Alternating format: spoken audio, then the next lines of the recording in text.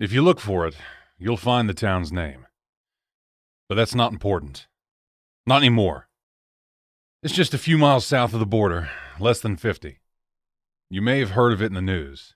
And depending where you live, it may be a footnote in your mind about how the world is always getting darker and darker. In some distant corner of the planet. Or how it can get darker any day from now, just outside your front door. But you haven't seen it. And I had. My reasons to be there are my own, so don't bother asking. The one thing I'll tell you is that I wasn't aware of what transpired, not at the time. I learned about it in the news, as much as you did. I'd been going north with the sole purpose of returning to the States after a long, long time away. I knew a few locals in several cities, and this one I'm talking about was no exception. Last time I was there was a year and a half before. And while nothing ever looks normal when you hang out with drunkards and cheap prostitutes, nothing seemed out of the extraordinary, either. I was riding a bike that I knew I had to ditch a mile or so before the border. It was in less than perfect condition. But it worked, and I had enough of a tank of gas, almost full. I had a small canister with some extra fuel just in case. When you go about your business in the damn desert, you learn to prepare for things that don't seem quite necessary. The town had been losing people with each generation, or so the locals said.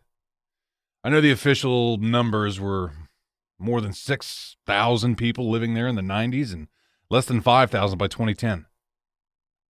Well, 2010, depending on what month we're talking about, of course, you know that.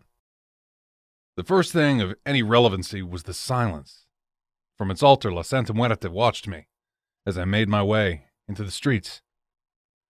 I saw something shining into the sun. I stopped to see. Caskets.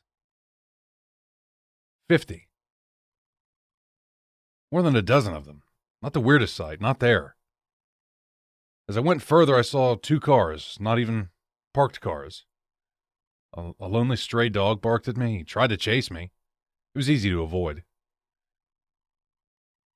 And for a second, I was happy for his annoyance. There it was. Life. Or at least something alive.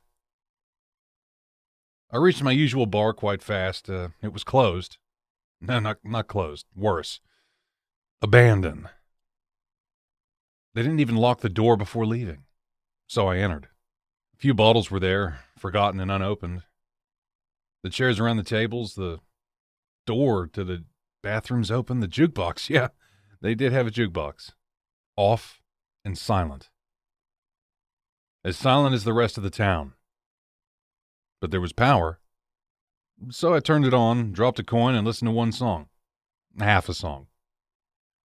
Some noise claimed my attention after a minute.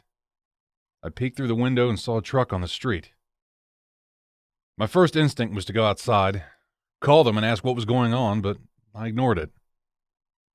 I listened to my most primal instinct and ran to the jukebox. I turned it off and prayed to God that they didn't hear.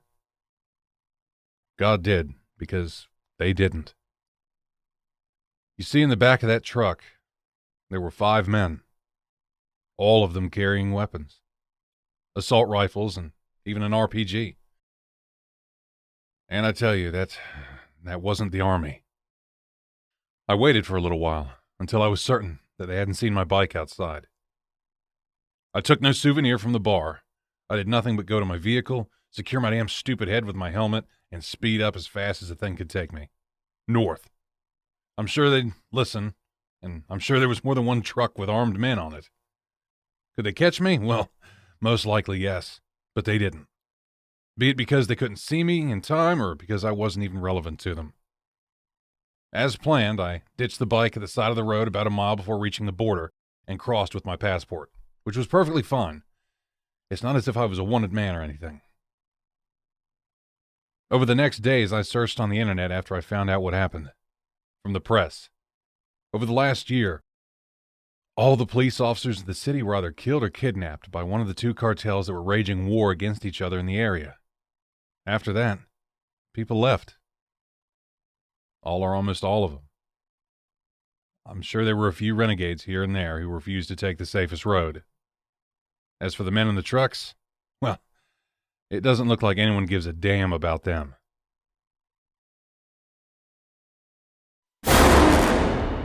For another story, tune in next Tuesday. Meanwhile, watch another video. And don't forget to like, share, and subscribe. Check the description for our social media. And sleep well. If you can.